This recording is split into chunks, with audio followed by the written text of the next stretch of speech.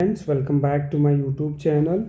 I am Dr. Dildar Hashmi and today we will discuss about the third stage of labor and what is the active management of the third stage of labor. Okay, in last lecture we had discussed about the normal labor, different phases of the labor, right? And stages. In stages we had discussed about the first stage and second stage of labor, right? This one is the first stage of labor that we have discussed. For that you can watch my previous video.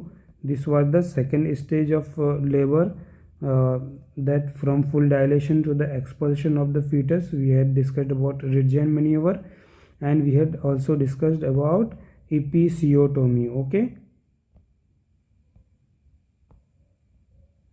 we discussed about episiotomy also in the second stage. Now in the third stage of labor we will discuss mainly regarding the active management of the third stage of labor. And before that, what is third stage of labor? First stage is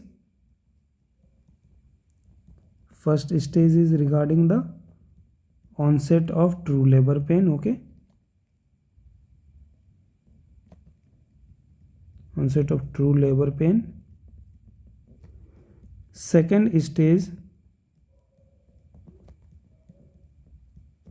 this was from onset of true labor pain to full dilatation, that is up to 10 centimeter. Okay, second stage was from full dilatation to expulsion of the fetus,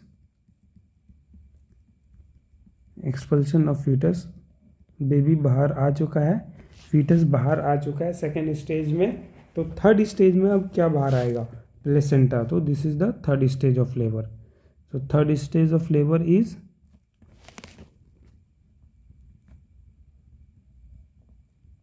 expulsion of placenta. Okay,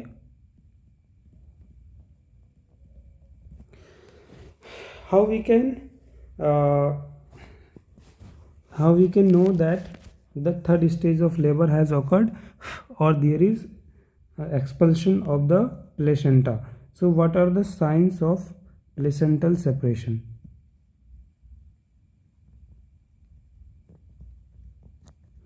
Signs of placental separation.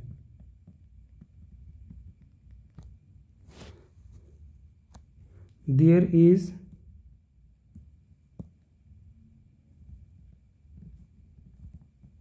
sudden gush of blood. Sudden gush of blood, काफ़ी blood बाहर आएगा. There would be suprapubic bulge. जब placenta आपका vagina की तरफ आएगा तो there would be bulge in the suprapubic region. Okay, also the uterine height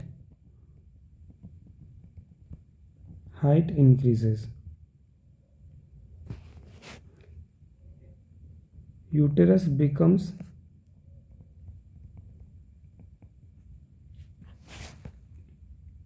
globular and ballotable. Uterus becomes globular and ballotable. Okay, and the last thing that we can see, the placenta lying in vagina. So these are the signs of placental separation. Okay,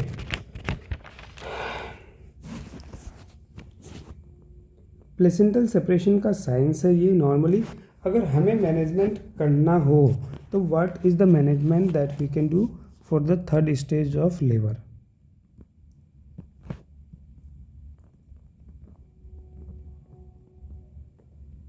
management of third stage of labour.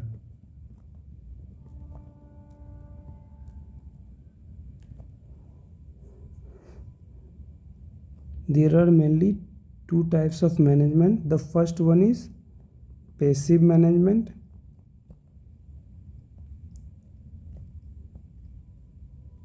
The time taken for the passive management is 15 minutes. The second one is active management.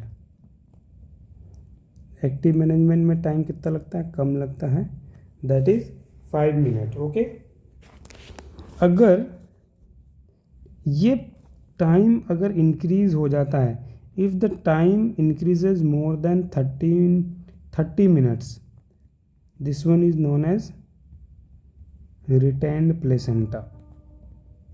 30 minute से ज़्यादा अगर time लगता है तो we can say that this is the case of retained placenta, मतलब placenta बाहर नहीं आ पा रही है. तब हमें क्या करना पड़ेगा? एक्टिव मैनेजमेंट करना पड़ेगा. तो एक्टिव मैनेजमेंट में क्या होता है मेनली? तो एक्टिव मैनेजमेंट को डिस्कस करते हैं. Okay, let's discuss the active management of third stage.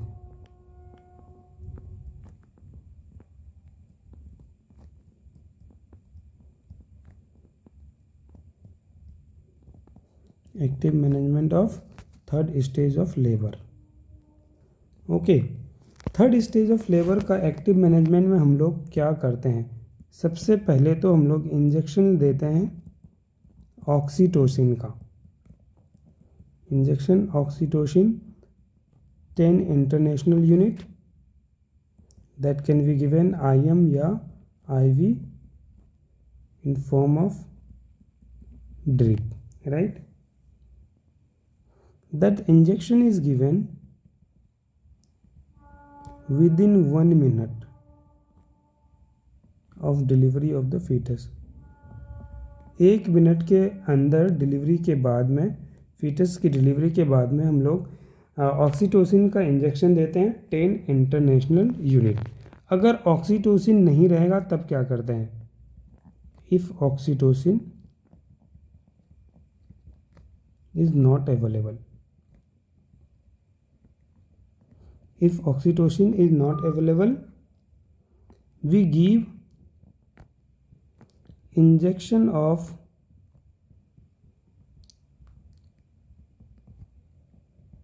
methergine 0.2 milligram IM या IV. ओके, अगर ऑक्सीटोसिन नहीं रहेगा तब मेथर्जिन का इंजेक्शन देते हैं. अगर ये भी नहीं रहेगा तब क्या दे सकते हैं?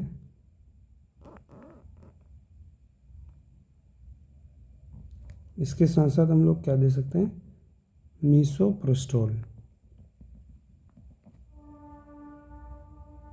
क्या दे सकते हैं? मीसोप्रोस्टोल. पर रेक्टल या सबलिंगुअल, पर रेक्टल या सबलिंगुअल. ओके, एक्टिव मैनेजमेंट में सबसे पहला हमने क्या किया? ऑक्सीटोसिन का इंजेक्शन दिया 10 इंटरनेशनल यूनिट 1 मिनट के अंदर. अगर ऑक्सीटोसिन नहीं रहेगा तो हम इंजेक्शन मिथर्जिन का देंगे. पहला चीज़ तो ये हो गया. दूसरा चीज़ इसमें क्या होता है? In active management we do delayed cord clamping.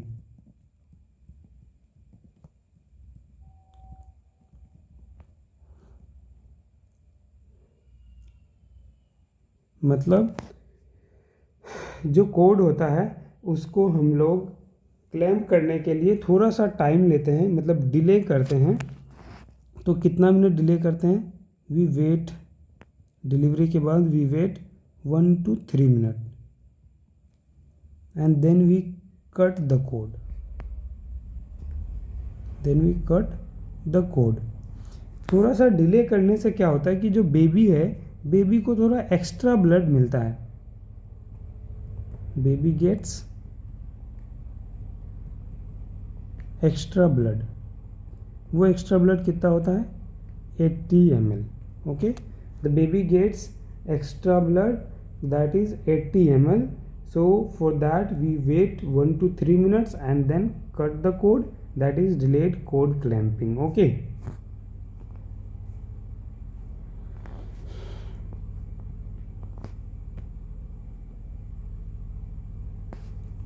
ये तो डिले करते हैं, लेकिन कभी कभी क्या करते हैं कि अर्ली कोड क्लैंपिंग करना पड़ जाता है। तो कब करना पड़ता है early cord clamping? Indications for early cord clamping.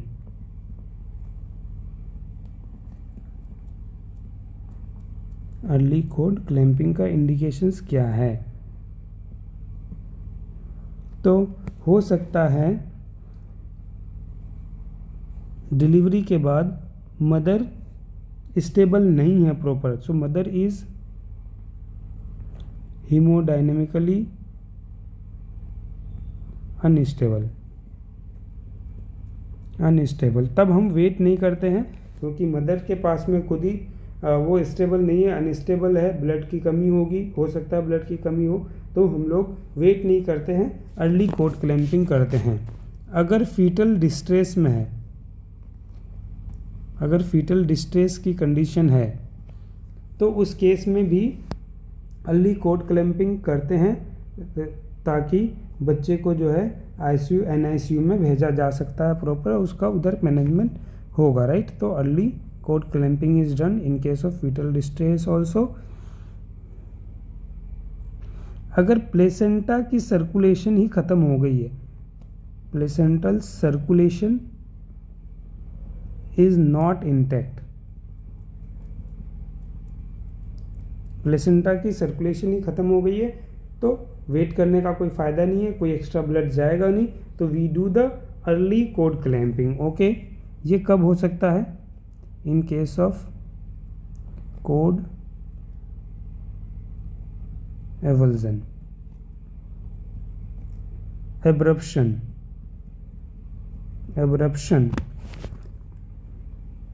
Intact ही नहीं है, तो कोई वेट करने का कोई फ़ायदा नहीं है।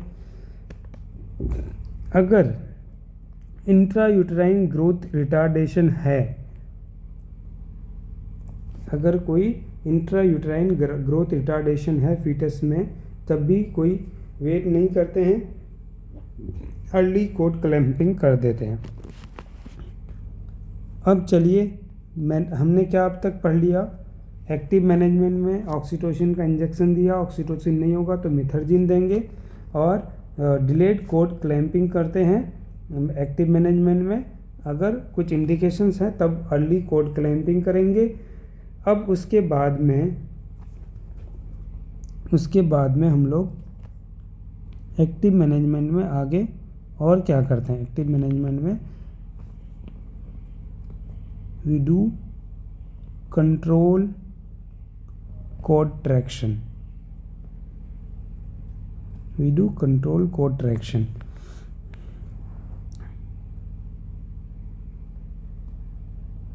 कंट्रोल कोड ट्रैक्शन में क्या करते हैं? मेनली एक हैंड से हम लोग कोड को होल्ड करते हैं, एक हैंड से कोड को होल्ड करते हैं, और उसके बाद में टू एंड फ्रो मोशन देते हैं कोड में, टू सेपरेट कोड।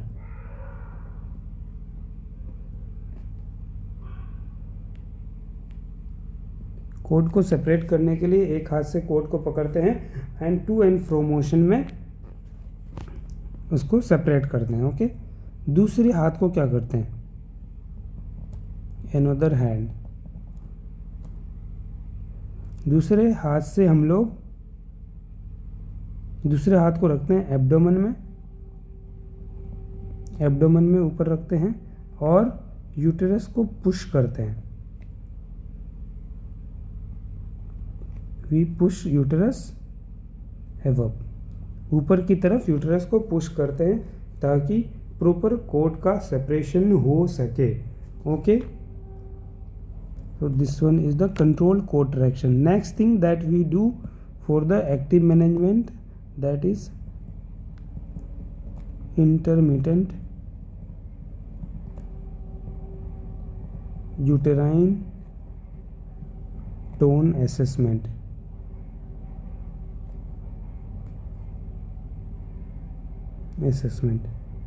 यूट्राइन की जो है टोन का असेसमेंट करते हैं। तो ये आपका एक्टिव मैनेजमेंट में हो गया। एक्टिव मैनेजमेंट में मेनली जो है थर्ड स्टेज ऑफ लेबर में हम लोग क्या करते हैं, जो प्लेसेंटा का एक्सपल्शन होता है उसके लिए हमने साइंस पढ़ लिया। और मैनेजमेंट में हमने आपको बताया दो तरह की मैनेजमेंट होती है, एक पैसिव और दूसरा एक्टिव। एक्टिव मैनेजमेंट 5 मिनट का होता है, पैसिव मैनेजमेंट 15 मिनट और 30 मिनट से ज़्यादा की टाइम लगती है। तो that is the case of retained placenta.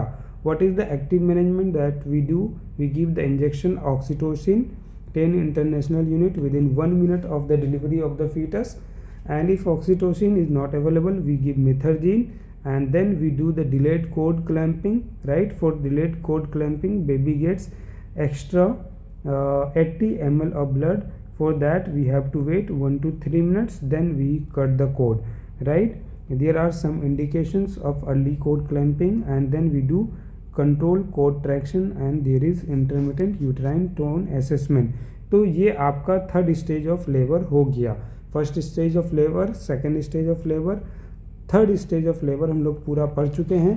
And fourth stage में आपको पता है कि 1 घंटे तक ऑब्जर्वेशन पीरियड रखते हैं। फोर्थ स्टेज ऑफ लेबर में, फोर्थ स्टेज ऑफ लेबर में कुछ नहीं है, 1 आवर का ऑब्जर्वेशन पीरियड होता है जहाँ पे फिजियोलॉजिकल चिल्स हो सकता है, फिजियोलॉजिकल चिल्स हो सकता है और उसके अकॉर्डिंग मैनेज करेंगे।